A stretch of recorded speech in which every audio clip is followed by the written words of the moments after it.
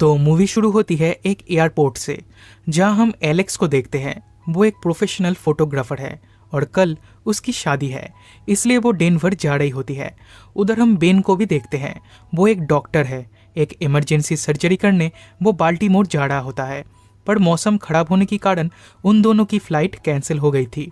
इसलिए एलेक्स और बेन एक दूसरे से कंसल्ट करके एक प्राइवेट प्लेन को हायर करते हैं। ये प्लेन वाल्टर का है और वो उन्हें ले जाने के लिए राजी हो जाता है, पर वाल्टर ने फ्लाइट प्लान फाइल नहीं किया था। उसे पता था कि तूफान आने वाला है, पर ऐसे मौसम में उसे प्लेन उड़ाने का एक्सपीरियंस था, इसलिए वो इस पे ज़्यादा ध्यान नहीं देता। अब फ्लाइट प्लान फाइल ना होने के कारण एयर ट्रैफिक कंट्रोल को उनके बारे में कुछ भी नहीं पता था। वाल्टर का एक डॉग था, वो उसे भी अपने साथ ले लेता है। कुछ देर बाद उन्हें तेज तूफान का सामना करना पड़ता है। अब क्योंकि एटीसी को उनके बारे में कुछ नहीं पता था, इसलिए पहले से उन्हें कोई वार्निंग भी नहीं मिला था। तभी वाल्टर को हार्ट अटैक आता है और प्लेन आउट ऑफ कंट्रोल होने लगती है। बेन वाल्टर को संभालने की कोशिश तो करता है, पर उसकी हालत और भी ज़्यादा खराब होने लगती है। तब ये दोनों सीट बेल्ट लगा के पीछे बैठ जाते हैं। कुछ ही देर में प्लेन क्रैश हो जाती है। जब बेन को होश आता है तब आधी रात थी। वो जख्मी था। एलेक्स तब भी बेहोश थी और उसके पैर में भी गहरी चोट थी, लेकिन इस क्रैश में वाल्टर की डेथ हो गई थी। ठंड से बचने के लिए प्लेन की फ्यूल से वो आग जलाता है। इस तरह से ये रात बीत जाती है। अगली सुबह बेन देखता है वो लोग इधर फंस चुके हैं। उनके आसपास कोई भी नहीं है और ना यहाँ से निकलने का कोई रास्ता है, पर एटलीस्ट वो लोग जिंदा तो है, ये सोच के वो खुश होता है। एलेक्स तब भी बेहोश थी। बेन उसके कपड़े चेंज करता है और उसके जख्म भी साफ करता है। फिर वाल्टर को बर्फ में ही दफना देता है। इस क्रैश में वाल्टर का डॉग बच गया था। बेन उसे अपने साथ ही रखता है। रात को जब एलेक्स को होश आती है तब वो अपना फोन मांगती है, क्योंकि आज उसकी शादी थी, तो उसका फियांसे उसे ढूंढ रहा होगा। एलेक्स के घर वाले भी परेशान होंगे, तो एलेक्स उन्हें कॉल करना चाहती है, पर बेन कहता है तुम्हारा फ़ोन टूट चुका है और मेरे फ़ोन में नेटवर्क नहीं है। वाल्टर भी मर चुका है और मैंने उसे दफना दिया है।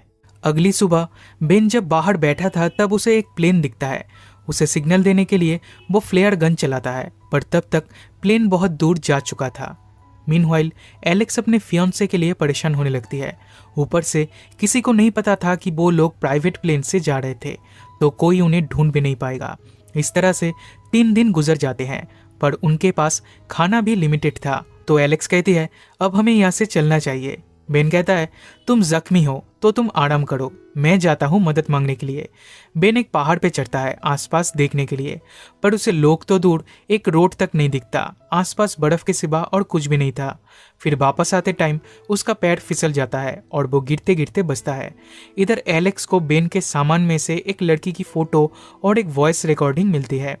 वो इसे देख ही रही थी कि तभी एक तेंदुआ उस पर हमला कर देता है।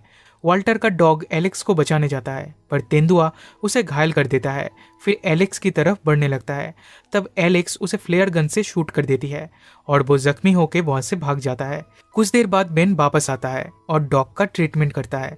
फिर बाहर जाकर देखता है वो तेंदुआ मर चुका है। इससे उन्हें फायदा ही होता है, क्योंकि उनके खाने का इंतजाम हो चुका था। बेन इसे पकाता है, फिर वो एलेक्स और डॉग मिलकर इसे खाते हैं। एलेक्स कहती है हमें थोड़ा नीचे जाना चाहिए ताकि नेटवर्क मिल सके, पर बेन मना करता है। उसका मानना था कभी ना कभी कोई उन्हें ढूंढते हुए जरूर आएगा। इस बात पे इन दोनों में बहस होने लगती है। अगली सुबह बेन देखता है एलेक्स यहाँ से जा चुकी है और डॉग भी गायब है। वो बेन के लिए एक लेटर छोड़ के गई है।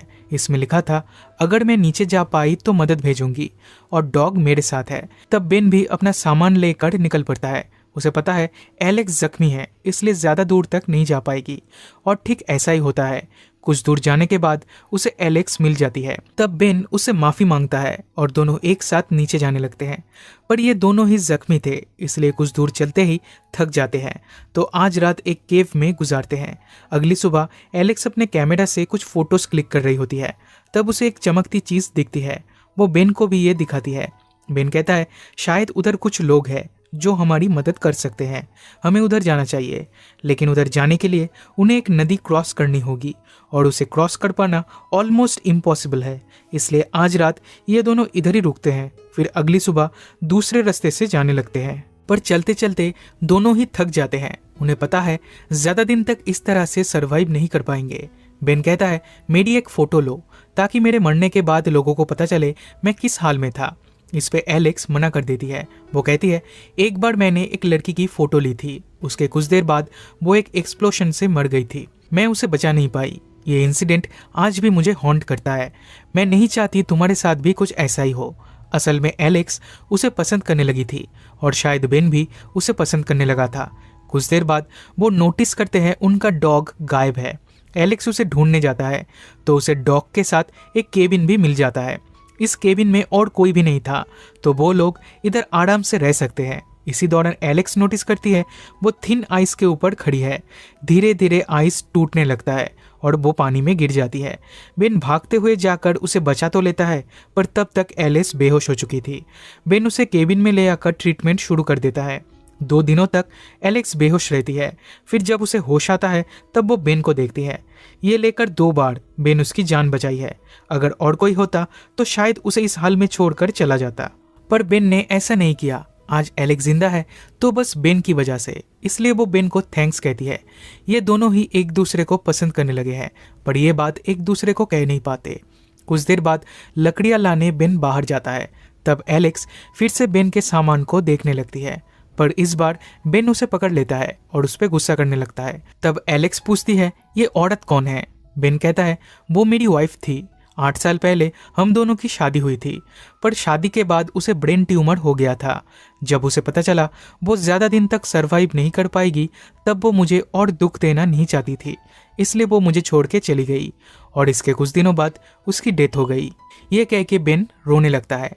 तब एलेक्स उसे संभालती है। ये दोनों एक दूसरे के करीब आ चुके थे, अब खुद पे कंट्रोल नहीं रख पाते और इंटीमेट हो जाते हैं। अगली सुबह एलेक्स कहती है तुम्हें मदद के लिए नीचे जाना होगा, मेरे पैर में अभी भी जख्म है इसलिए मैं ज़्यादा दूर तक नहीं चल पाऊंगी, तो तुम्हें अकेले ही जाना होगा।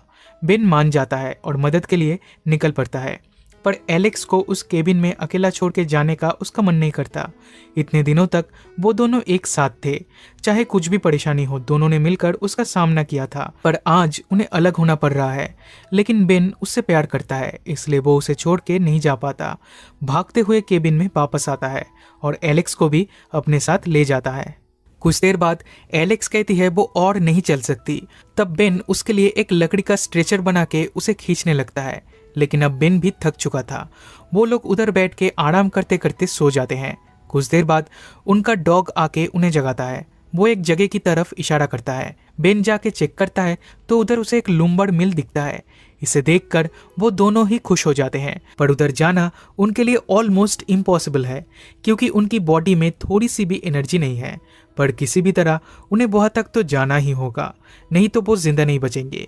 जाने से पहले एलेक्स कहती है हम दोनों के बीच जो भी कुछ हुआ है प्लीज उसके बारे में किसी को कुछ भी मत बताना, उसे हमेशा राज ही रखना। इस पे बेन भी एग्री करता है।